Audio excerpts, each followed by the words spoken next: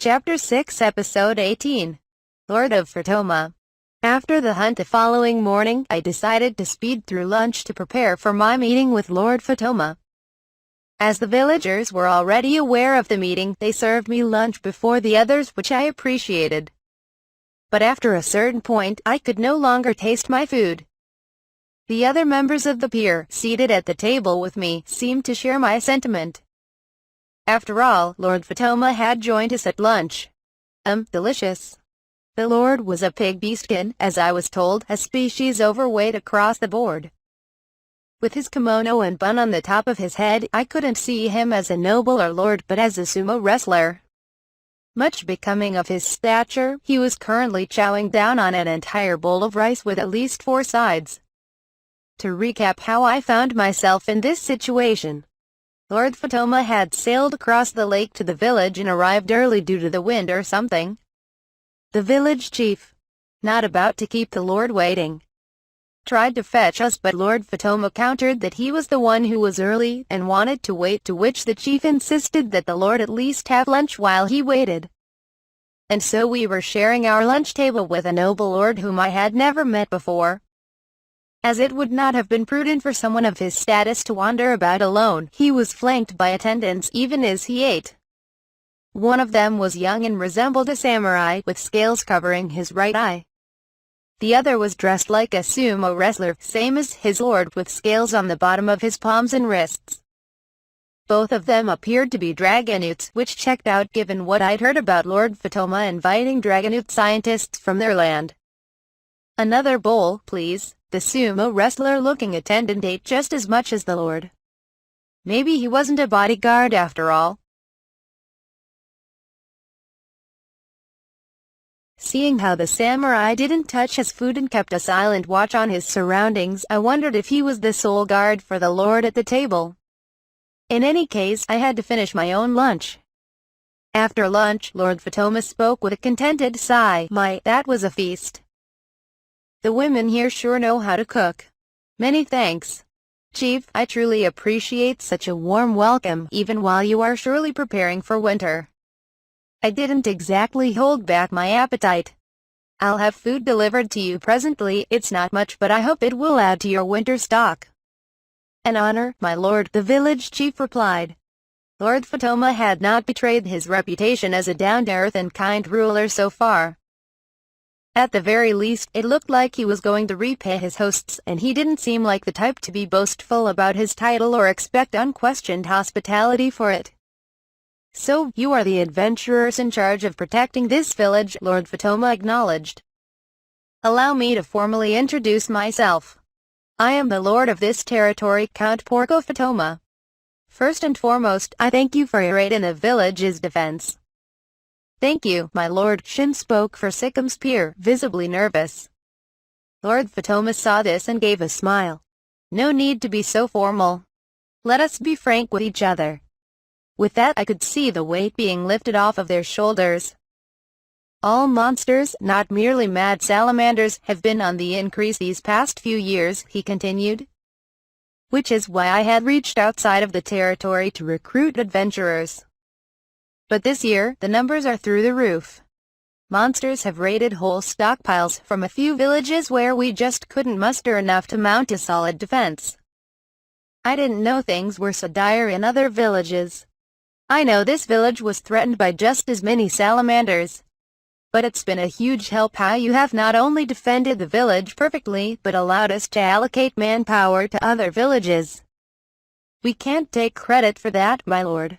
The Sikam's peer collectively turned to me. I've heard that a young tamer contributed greatly to the improvement in the village's defense, but surely that doesn't discount the dedication of others involved. I thank you all for your contribution. And for your honesty, the Lord laughed, lightening the mood. And that tamer would be you, right? Correct. Name's Ryoma Takebayashi. My pleasure. The village chief tells me you have a letter for me. Yes, from the Duke of Jamil, R. Reinhardt, Lord Fatoma shouted in surprise. That surprised me. Was something wrong? Yes. I have it saved in my item box. May I retrieve it? Yes, I would very much like to see it.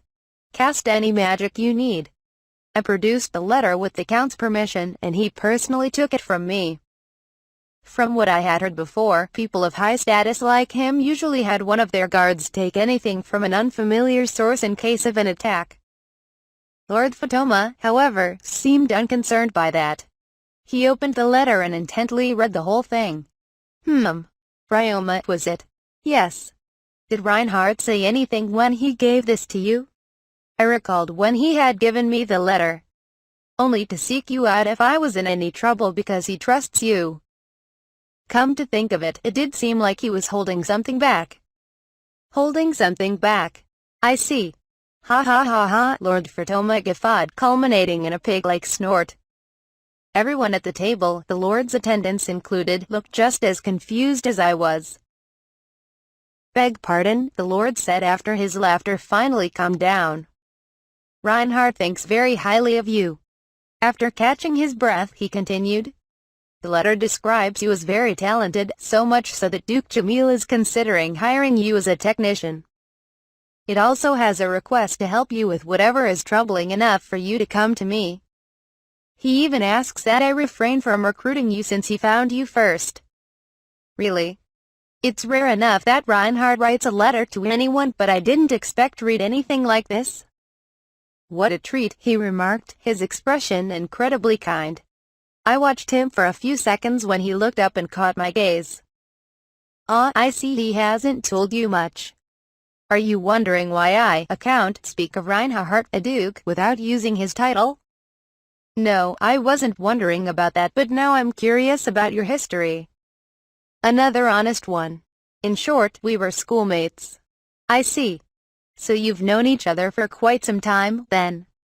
We do keep up appearances in public, of course, but we're close enough to speak frankly in private. Which is to say, I have a few embarrassing stories about him under my belt. Most likely, he didn't give you any details because he didn't want to speak too much of his school days. There are times when he tries to play the part of a ruffian. Really? I would know. Only natural, considering his environment, and being the son of the renowned Duke Dragonflame Reinbach. If you haven't heard of Dragonflame's claims to fame. He signed a contract with a divine beast, I chimed in. That's right. His school years were hindered by having such an accomplished father, garnering him both a great expectation and harsh comparison. As a nobile, he couldn't afford to show any flaws, no matter how small. I never realized. That meant close friends were hard to come by. I just happened to share the same burden of living up to my father. Though I dare say I had it much easier than he did. Maybe that's why we naturally got along and sought advice from each other. All good memories, now. Oh, look at me prattling on, I'll never get to the point if I keep this up. Thank you for such an interesting story. We'll discuss it again some other time. But now I'm sure. What was he sure about? A tamer who uses many slimes and has a good relationship with Reinhardt. Your name is known to me, Ryoma, but if I may ask. Do you not run a laundry shop in Gimel? Yes, I do. I knew it. You're the barley tea sage, Lord Fatoma exclaimed, leaning over the table. On the other hand, was thoroughly confused. The barley tea sage? I trust you know of the traveling Semeroid troupe. I do. We crossed paths this past summer. Then there is no doubt about it. Accordingly, Lord Fatoma had heard a tale of a traveling bard who sang of a sage who saved a poor farming village by teaching the method of making a new drink called barley tea.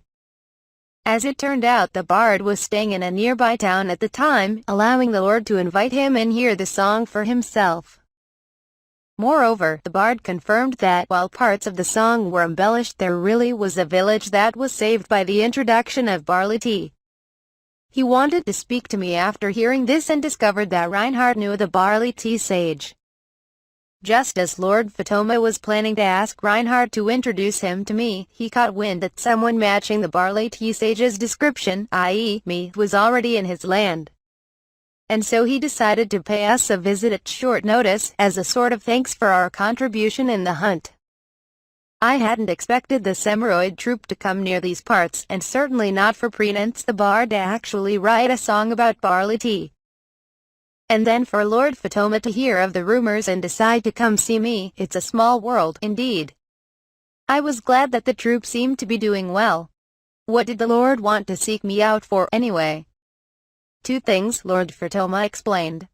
But no need to place too much stake in it. Nothing urgent really, so I will take no offense if you refuse. Firstly, I would like to create a dish that this land can be known for. A local delicacy, like barley tea? Indeed. Roads being paved during my father's rule had led to an influx in the population and the economy of the land. I'd like something other than fish that would bring people in. Of course, I only ask for a dish because I want to taste it, he said, patting his portly gut. I've sent word to towns throughout the land. Despite many suggestions and recipes, none of them have struck me as sensational. I would appreciate any hints or ideas from an outsider's perspective. The second favor I would like to ask of you relates to your talent as a launderer. There is a mountain across the lake from here, near the summit of which stands a hot spring that my father was very fond of, and a cottage he had built near it. I would like to hire you to clean them both. Is there something preventing an ordinary cleaning crew from doing the job? After my father passed, I neglected the place, being caught up in adjusting to the job. Grime piled high and solidified, and now there are spots that I cannot clean at all, no matter how many times I send a crew out there. Do you think you could do it? Grime can come in all shapes and sizes, so I can't say until I see the place in person.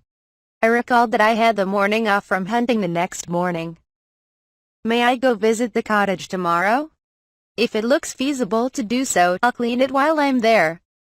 You'll take a look. I'll have a guide ready tomorrow morning.